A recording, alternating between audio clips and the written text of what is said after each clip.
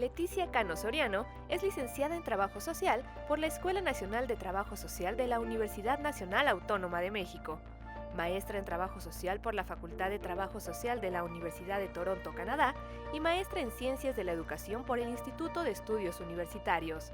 Concluyó estudios de doctorado en Trabajo Social por la Facultad de Trabajo Social en la Universidad Nacional de La Plata, Argentina. Fue directora de la Escuela Nacional de Trabajo Social de la UNAM por 2 periodos, de 2012 a 2016 y de 2016 a 2020. Coordinadora del Consejo Académico del Área de las Ciencias Sociales de la UNAM de diciembre de 2020 a agosto de 2024. Entre sus publicaciones se encuentran Pobreza y Desigualdad Social, retos para la reconfiguración de la política social y políticas e intervenciones ante los procesos de vulnerabilidad y exclusión de personas y territorios, entre otros.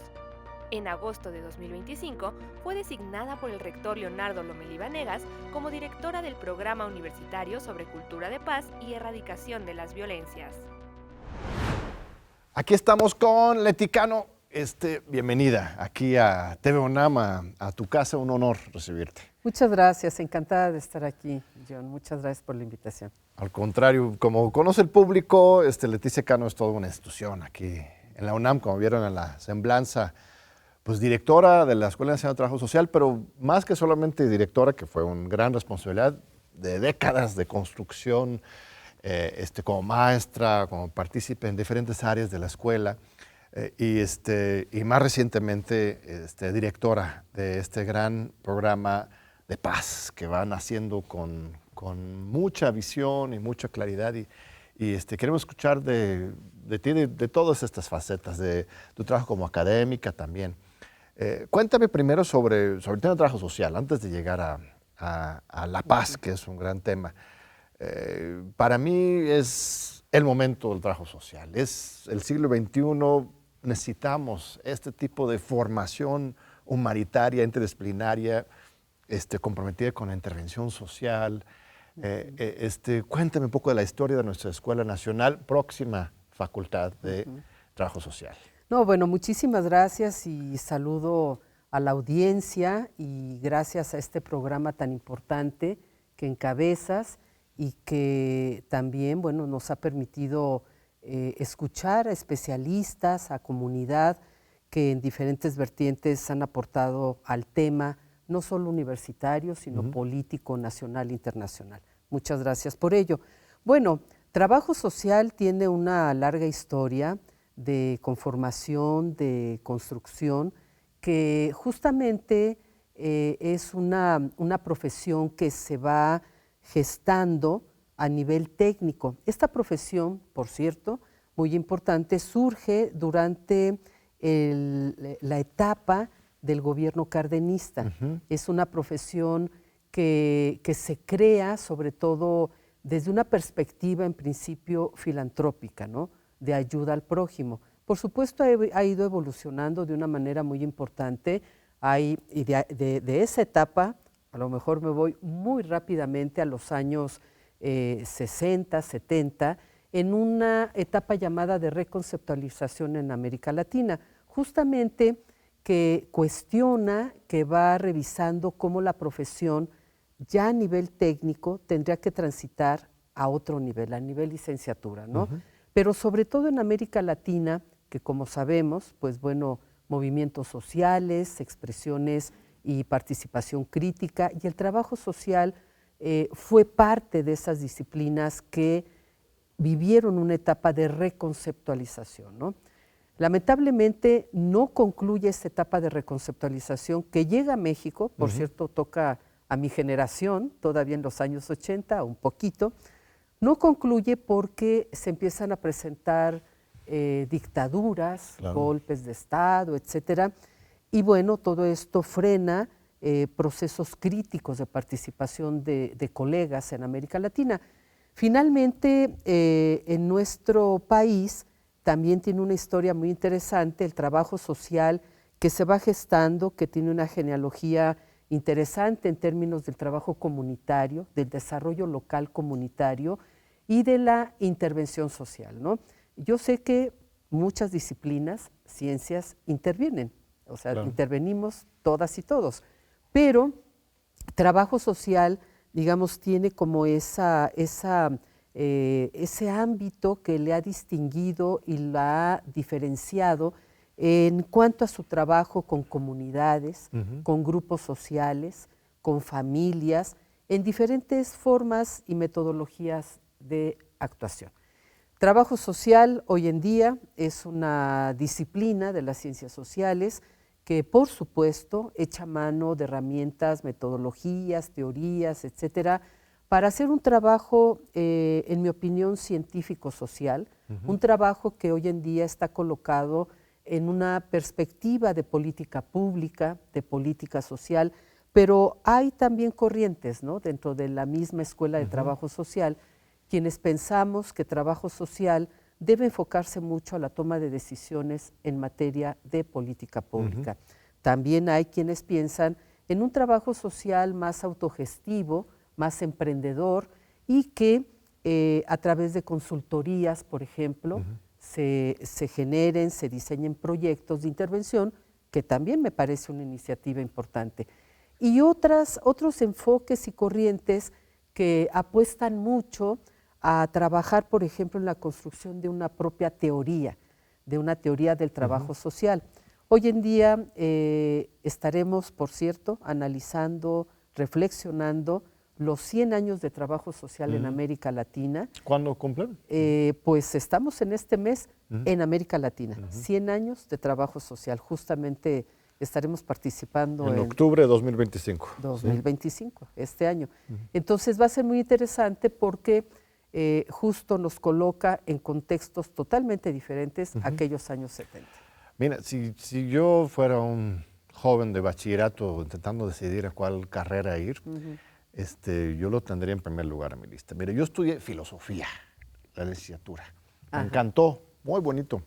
Pero me di cuenta ya muy tarde en la carrera que la razón por la cual me gustaba filosofía era esta cuestión humana, ¿no? Claro, o sea, claro. Porque quería saber cómo entendía, cómo funcionaba el ser humano, cómo incidir, cómo mejorar las cosas. Y como dices, todas las carreras tienen este elemento práctico, pero trabajo social lo tiene integrado desde el inicio.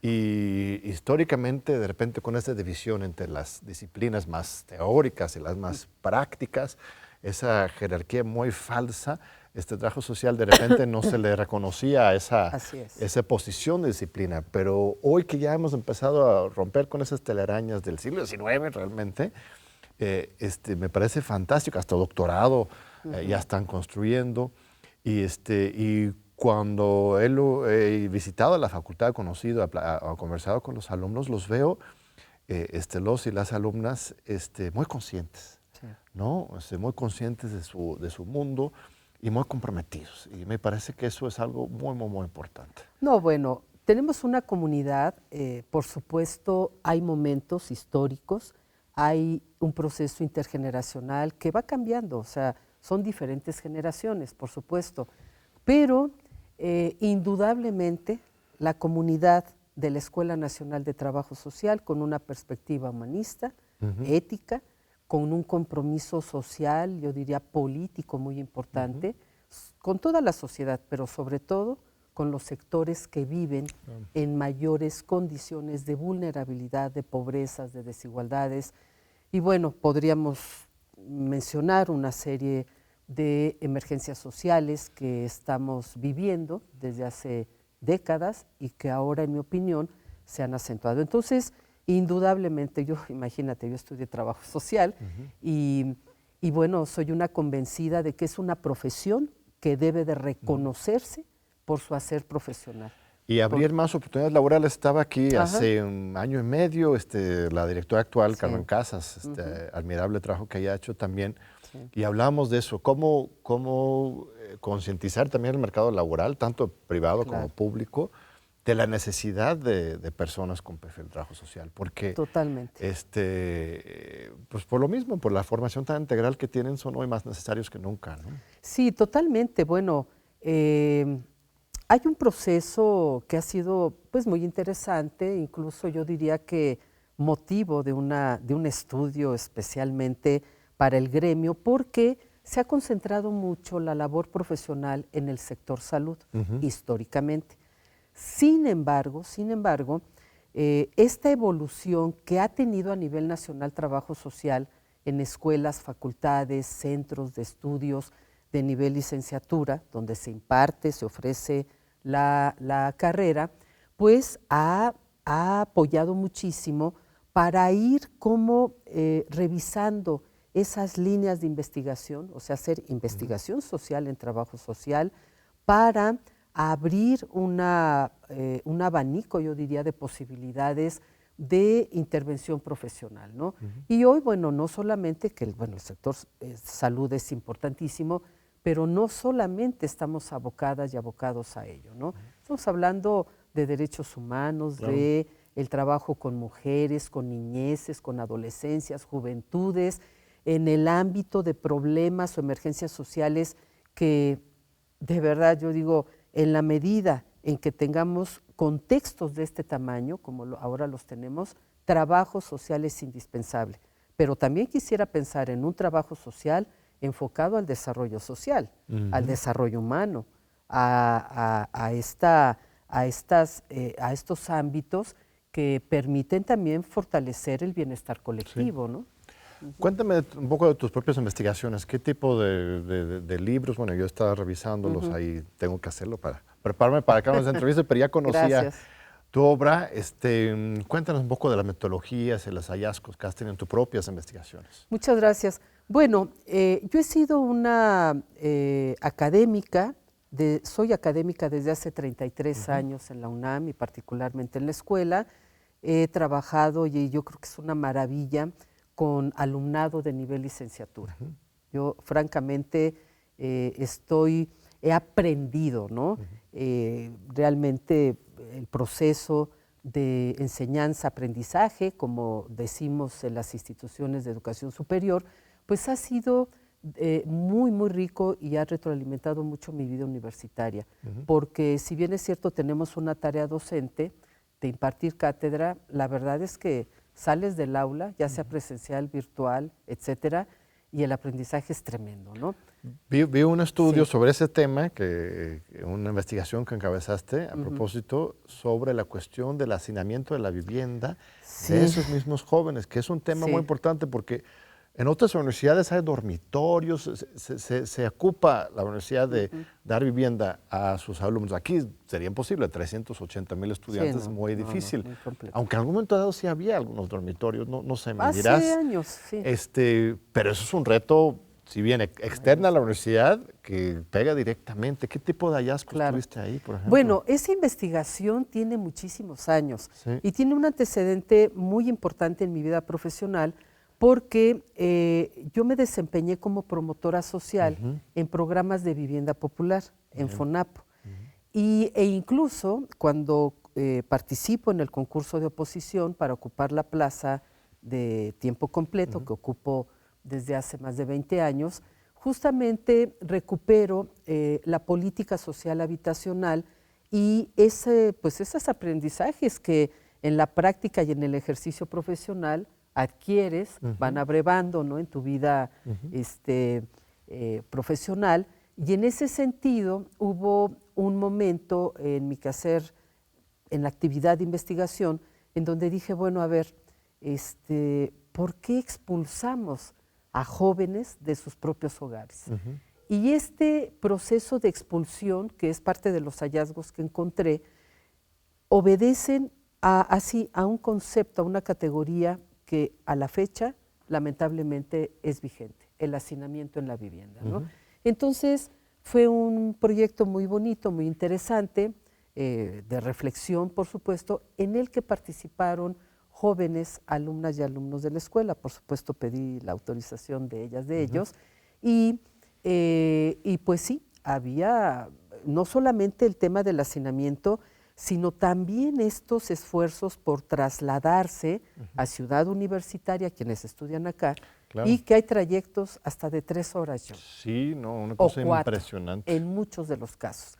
Entonces, este proyecto de investigación, si la memoria no me falla, lo hice en la primera gestión que encabezó el maestro Carlos Arteaga Basurto, que ya falleció lamentablemente, Antes colaboré con la maestra Nelia Tello Peón, que fue también una extraordinaria directora en nuestra escuela. El maestro Carlos Arteaga también lo fue. En fin, cada gestión ha tenido como mi directora actual, ¿no? O la maestra Graciela Casas, en fin. Entonces, ¿hacia dónde nos hemos abocado? Bueno, fundamentalmente, junto con otro grupo de profesoras, profesores, hemos conformado un equipo de investigación actualmente abocado a la emergencia social comunitaria. Y sobre todo, los libros que hemos coordinado, ya sea con el sello editorial UNAM o en coautoría o cocoordinación con otras entidades, ha estado muy enfocado a temas que, bueno, no solo que me interesen, yo creo que es de interés nacional, internacional, que están vinculados justo a la política social, a pobrezas, ¿no? En algunos casos también, por supuesto, tocamos el tema transversal de género, de pueblos originarios, en fin, hay varios libros que hemos coordinado, pero por supuesto muy enfocados a política social, fundamentalmente. Y hoy en día estamos por, ya está casi terminándose un libro digital que vamos a publicar, resultado de un proyecto PAPIT, este proyecto PAPIT, así se llama aquí en la UNAM, que nos apoya mucho nuestra institución para poder llevar a cabo investigaciones multidisciplinares, y en ese sentido este proyecto fue muy importante porque lo trabajamos por 3 años durante la pandemia. Fue un proyecto que tuvimos que como replantearnos, ¿no? Y una servidora, bueno, el proyecto lo trabajamos la doctora Norma Blázquez, actual coordinadora de la SIGU, la doctora Julia Chávez Carapia, coordinadora del posgrado de mi escuela, y una servidora. Y en mi caso, yo coordiné un grupo de investigación que nos denominamos Emergencia Social Comunitaria. Pues un poco, John, esa es la... Sí, no, entre pues muy otras interesante, cosas. muy importante de lo de la juventud y lo de la crisis social que estamos viviendo, y también el periodo del COVID, de la pandemia. Creo que todavía no Totalmente. hemos medido bien el bache y el afecto que tuvo en todos nosotros, ¿no? A nivel educativo, salud física y mental, comunitaria, universitaria. Hay muchas cosas que seguimos procesando consciente o inconscientemente de esa época, y es muy importante hacer ese trabajo. Vamos a un breve corte y ahorita regresamos en 2 minutitos con nuestra invitada de hoy, la maestra Leticia Cano. Ella es la directora del programa universitario sobre la paz y de prevención de las violencias. ¿Está bien? Erradicación de las violencias. De la PUC-Paz. Ahorita veremos, regresamos en 2 minutitos. Continuamos aquí con Leticia Cano. Gracias a nuestro público. Gracias, estimada Leti. Gracias. Pues empecemos a hablar ahora sobre el tema de la paz, que es un nuevo proyecto, un nuevo programa universitario que se acaba de fundar hace unos meses. Hay una necesidad en la universidad, claro, una demanda estudiantil, comunitaria, a favor de la paz frente a una situación de violencia muy fuertes, pero también es un tema mundial. Claro. Desde Gaza hasta la violencia política en los Estados Unidos, desde luego la violencia de no sé cómo llamarle ya, porque guerra contra las drogas era la de antes de Calderón. Ahora hay otras estrategias, pero sigue habiendo guerra, conflicto armado alrededor del narcotráfico en México. Recientemente ustedes mismos trajeron al presidente Santos de Colombia, que es un caso muy complejo también de construcción de paz. En fin, es un gran tema de la universidad, del país y del mundo. ¿Cómo lo estás viendo? ¿Qué para ti es la paz y qué tipo de acciones estás tomando para promoverla? Bueno, sí, yo creo que estamos hablando de un contexto y un proceso que exige pensar no solo a la paz, sino a la cultura de paz dentro de marcos, yo diría, ético-políticos, ¿no? hay una construcción que tenemos que estar impulsando que no es de un día para otro. Creo que ha habido esfuerzos, claro está, o sea, ha habido esfuerzos importantes en naciones, en mundos, en el mundo, en organizaciones de la sociedad civil, muy respetables también. En el caso de nuestra universidad, el tema ha estado situado también, pero sí me parece que este acuerdo de creación que se expide, o que expide el señor rector, el doctor Leonardo Lomelí Vanegas, sí va a permitir cómo articular diferentes esfuerzos que tenemos en la Universidad Nacional. ¿En qué medida? Bueno, en la medida de sumar, dentro de la UNAM, sumar proyectos, abrir líneas de investigación que son necesarias para poder conocer, aprender, plantearnos estrategias que estén vinculadas a cómo prevenir violencias, ¿no? A mí me parece que uno de los temas fundamentales es la prevención de violencias y con ello, por supuesto, abrir y generar una serie de acciones encaminadas a fortalecer el tejido social. Yo estoy convencida, por ejemplo, que en el bachillerato tenemos que fortalecer tejido social y en los niveles de estudio también, pero con otras dimensiones, ¿no? que conllevan, por supuesto, los propios procesos relacionales, armonización de espacios, compartir proyectos comunes, como lo que tú haces en el PUEDS, por ejemplo, ¿no? Que se comparten proyectos comunitarios, proyectos comunes, y ahí hay una labor muy interesante porque se trabaja colaborativamente. Y cuando hay un trabajo colaborativo, de respeto, inclusivo, de diversidades, de pluralidad, me parece que estamos dando un paso gigantesco para ir poco a poco situando y anclando lo que implica la cultura de paz. Sí. Hay cultura de las violencias, entonces tenemos que contrarrestar esa parte, ¿no? Pues empecemos por diferentes niveles. Empecemos en la universidad. Recientemente en CCH Sur, un muchacho que pues era todavía alumno, pero no acudía, entiendo, a clases, sino que ya había medio abandonado, decidió regresar a su campus y a desquitarse con una pareja, entiendo, y luego cuando intervino una integrante administrativo, pues, de protección de la universidad, también lo agredió. ¿Esto cómo lo explicas? ¿Cómo lo entiendes? ¿Cómo prevenir que algo así vuelva a pasar en el futuro? Mira, a mí me parece que, bueno, primero quiero expresar que es una situación terrible, lamentable, dolorosa, porque se trata de jóvenes. Así es. Se trata de jóvenes.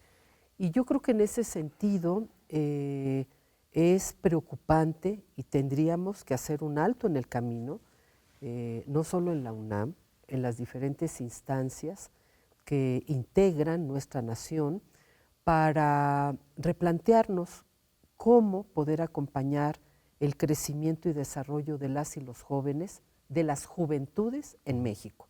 Creo que sí tenemos que situar con mucha responsabilidad. Hoy en día los espacios digitales, lo conversábamos hace unos minutos, han abierto posibilidades amplias para generar, promover, invitar y convocar a las violencias. Eso es muy grave, muy peligroso. Por otra parte, es una situación que lamentablemente se vivió en el plantel, que duele, por supuesto, que yo creo que tenemos que plantearnos espacios para sanar, ¿no? Una herida, un dolor de esta naturaleza, y que nos obliga ya lo comentaba el señor rector en días pasados y en mes pasado, y lo hemos comentado en otros espacios, nos obliga y exige a repensar, por un lado, claro, medidas de seguridad, por un lado, la seguridad humana, pero por el otro, que me parece fundamental y central, es el acompañamiento psicoemocional que se lleva a cabo en la UNAM, no de ahorita, desde hace décadas, porque incluso el alumnado al que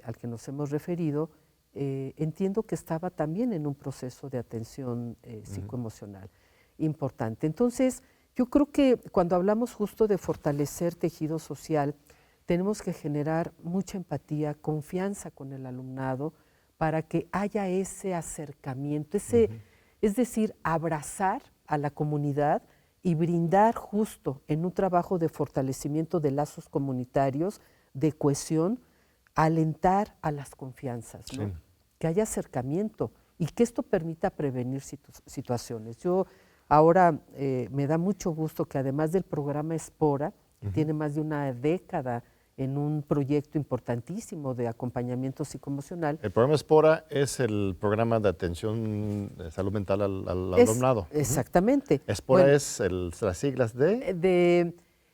Bueno, es un programa de apoyo psicoemocional para el alumnado de la UNAM.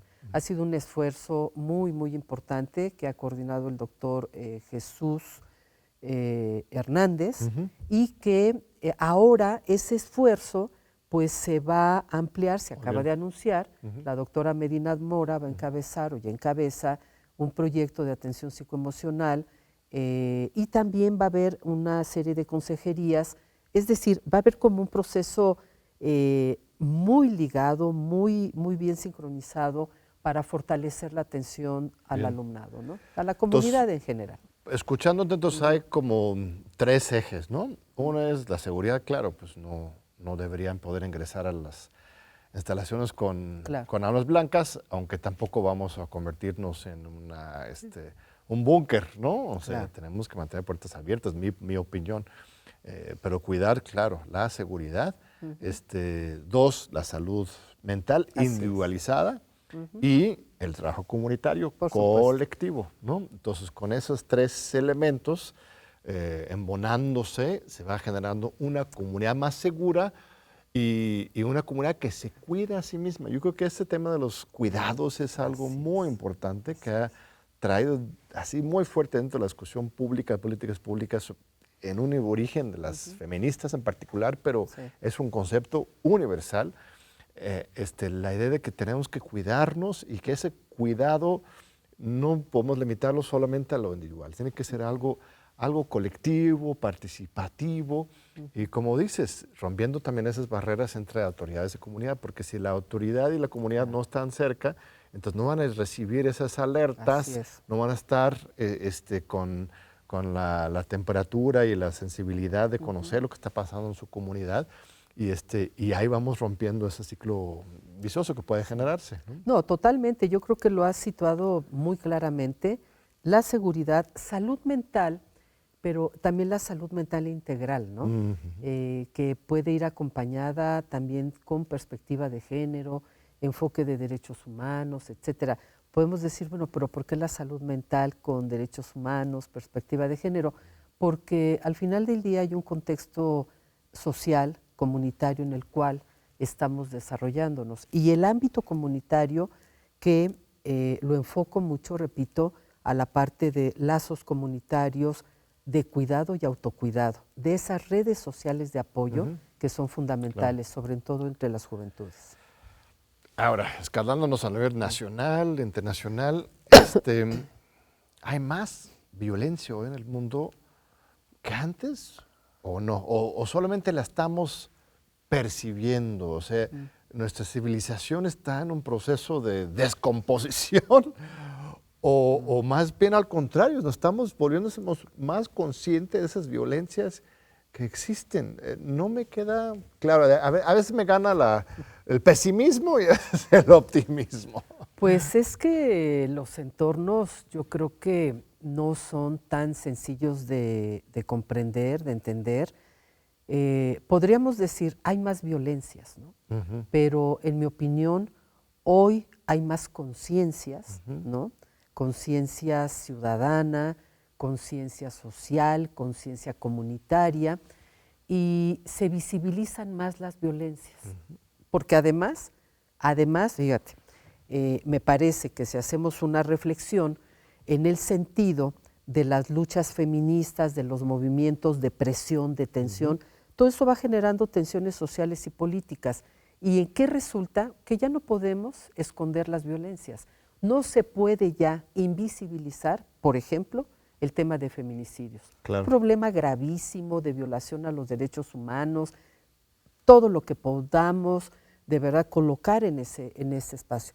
Pero esto es resultado, desde mi perspectiva de análisis, de las luchas que han emprendido grupos y movimientos sociales, colectivas, organizaciones de la sociedad civil, que son quienes han estado presionando y empujando justo para visibilizar las injusticias sociales que hay en una nación o en el mundo. Lo estamos viendo, por ejemplo, en América Latina, que es una de las regiones más desiguales del mundo, la más desigual, en donde también hay problemas de esta naturaleza, pero si volteamos al país vecino, ¿no? Estados Unidos, en donde han acontecido también acciones que nos sorprenden en términos de violencias en donde participan jóvenes, por supuesto algo está pasando. Si me lo preguntas a nivel nacional, yo creo, bueno, internacional también, pero en el caso del país me parece que ha empujado mucho la presión política de los movimientos y organizaciones en sus diferentes defensoras de derechos humanos, de derechos civiles, madres buscadoras, etcétera, ¿no? Y creo que hoy es muy difícil tratar de esconder en un entorno determinado que no haya violencias. Lo vivimos todos los días. Sí, sí, y creo que el movimiento feminista en particular ha sido muy importante. O sea, antes esa violencia de género era peor, pero no nos hablaba de ello, se sufría. Y ahora ya al exhibirla, a denunciarla, hay incluso reacciones terribles. Este tema de los incels es una reacción a los avances feministas. Es terrible y una cosa imperdonable y una violencia nueva y muy preocupante que surge, al final de cuentas, en respuesta a avances sociales, ¿no? Para ver el otro lado de la moneda, porque sí hay avances de las mujeres que están tomando posiciones de poder dentro de la universidad y en el país, por supuesto, y más allá. Y hay una reacción a eso. Entonces, en ese sentido, pues sí hay más violencia, cierto tipo de violencia. O sea, la forma en que gobierna Trump es algo realmente muy, muy brutal. Y eso es muy paradójico porque Trump dice que quiere la paz. Incluso uno de los puntos centrales de su campaña fue la paz. Y ahora él se cuelga la medallita de la paz en Medio Oriente. O sea, es una cosa, hasta quiere que lo nombren por decreto Premio Nobel de la Paz. Entonces, hay también mucho manoseo de ese tema de la paz, ¿no? Sí, bueno, yo creo que hay que mirar con una ética, con mucha ética, ¿no? Con mucha responsabilidad, los principios y las bases que dieron paso en 1901 al denominado Premio Nobel de la Paz.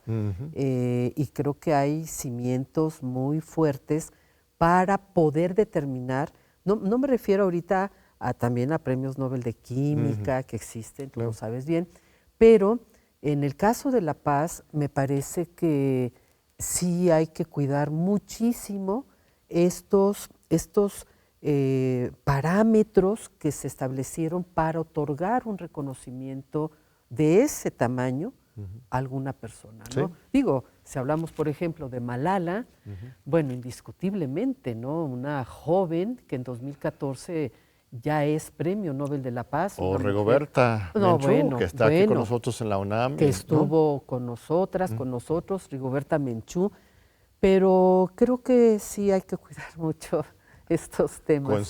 Coincido. Vamos a un segundo corte, estimada Leticia, muchas gracias. No se vayan, querido público, vamos a regresar en 2 minutitos para continuar. Está hablando con Leticia Cano, la directora del programa de paz y de erradicación de la violencia aquí en la UNAM. Te esperamos. Continuamos aquí con Leticia Cano. Gracias a nuestro público. Gracias, estimada Leti, por tu tiempo muy generoso.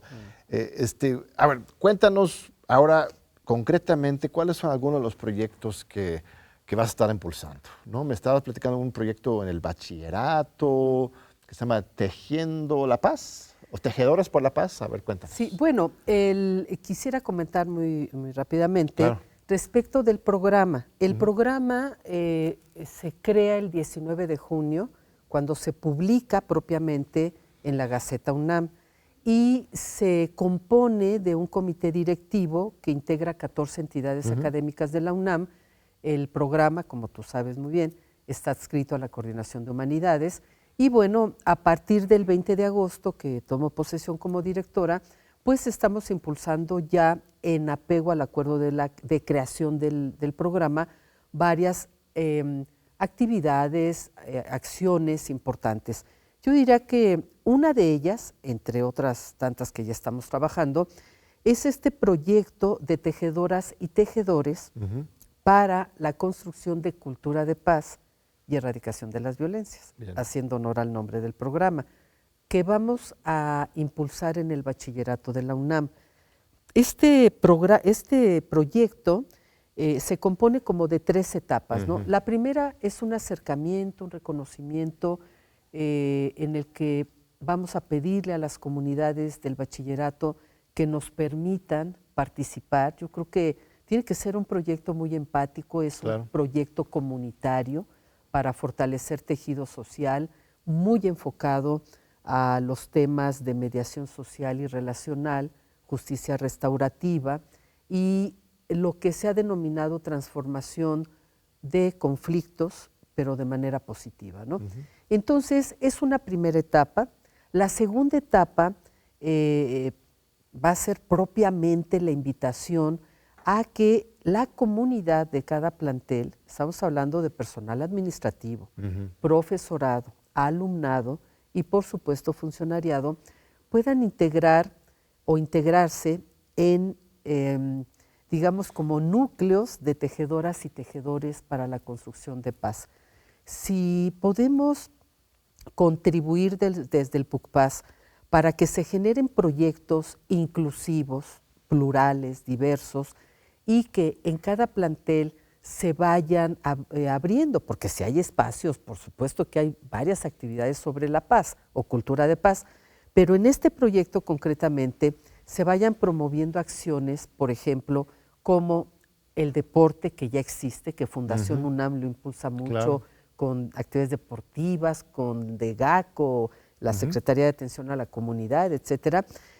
Si vamos promoviendo lectura para la paz, poemas para la paz, performance para la paz, hoy danza corporal para la paz, es decir, ir conjuntando integralmente esfuerzos que tienen que ver con las artes, las humanidades, con la formación integral, con la recreación.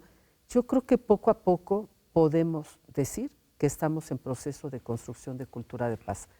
Y la tercera etapa, bueno, puede haber muchas, ¿no? Es un proyecto que se va a ir construyendo y reconstruyendo en el camino, pero la tercera etapa propiamente es, y va a ser desde un principio, el monitoreo y acompañamiento del proyecto en el bachillerato por parte nuestra. O sea, queremos trabajar, colaborar, contribuir con las comunidades desde narrativas vivas, desde la empatía, desde las solidaridades, las resiliencias, y trabajar de esa manera. Es decir, reconocernos, ¿no? Todas, todos, todes, como parte de una comunidad universitaria y justo como hacer tejer esas redes de apoyo, de cuidados, de autocuidado, que puedan contribuir en estos procesos tan complejos. ¿También van a trabajar en licenciatura o solo bachillerato? Por lo pronto bachillerato. Por lo pronto bachillerato, aunque claro, nos vamos a seguir sumando a todas estas actividades como las que ha organizado el programa que tú encabezas, que tienen que ver con participación comunitaria en las islas de Ciudad Universitaria, etcétera. En el caso de bachillerato, licenciatura y posgrado, si me lo permites, tenemos como parte de las responsabilidades y proyectos el diseño de una materia. Muy bien. Una materia optativa y un diplomado.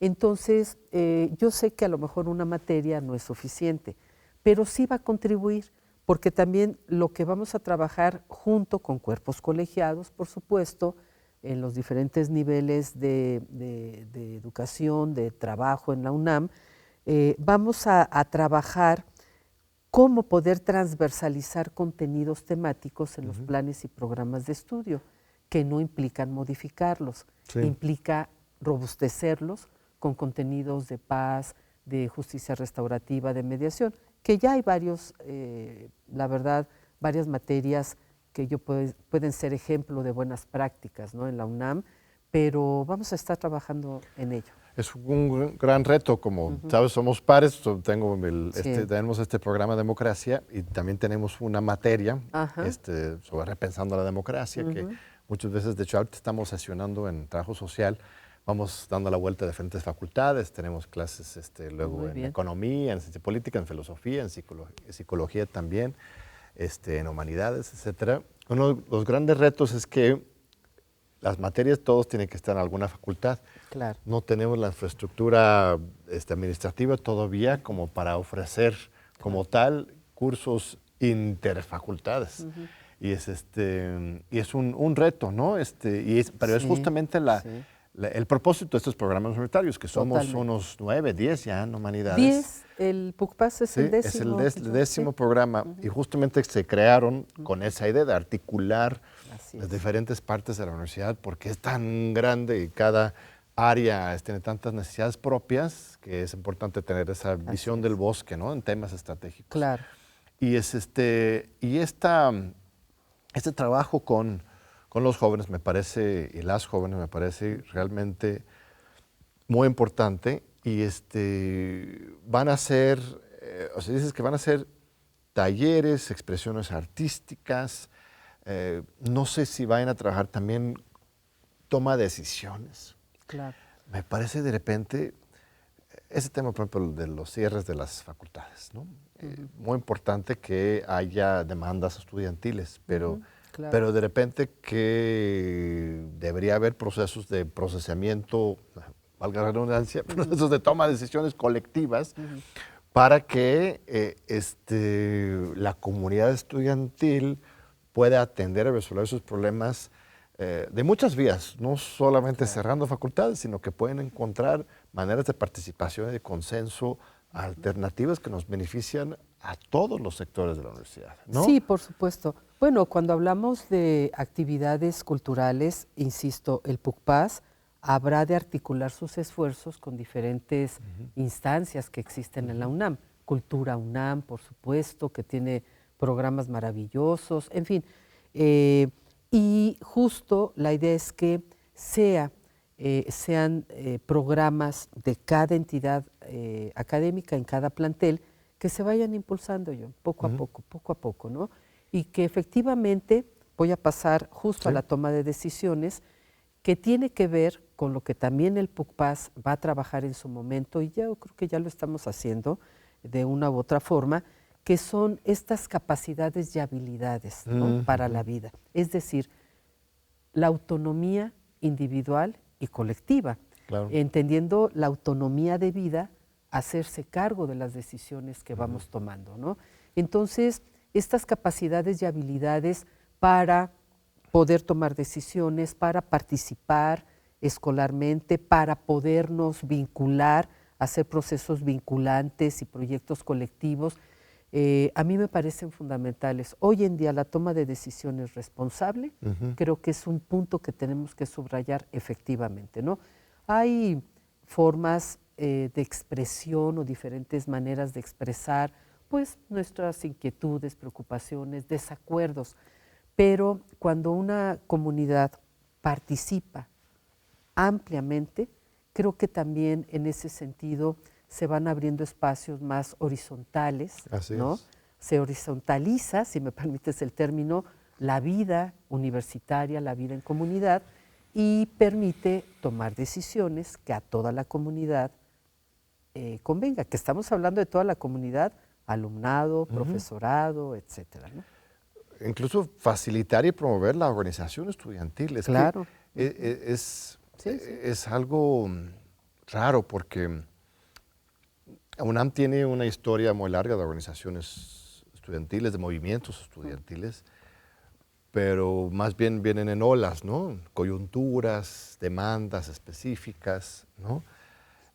Y dejan poca huella, ¿no? Y tener esa organización estudiantil propositiva, dialogante, a favor de la universidad, creo que nos fortalecería muchísimo. Obviamente no es algo que las autoridades pueden hacer por decreto, son justamente los mismos chavos los que tienen que hacerlo, pero eso podría ser una fortaleza en todas las estrategias de democracia, de paz y todo lo demás, ¿no? Sí, por supuesto. Y tú has mencionado, en mi opinión, una palabra, un concepto muy importante que es el diálogo, y por otra parte sumaría la escucha activa, ¿no? Eso. Es decir, hay escucha activa, hay diálogo, hay acuerdos, hay un digamos, proceso integral en el cual participamos y nos podemos poner de acuerdo.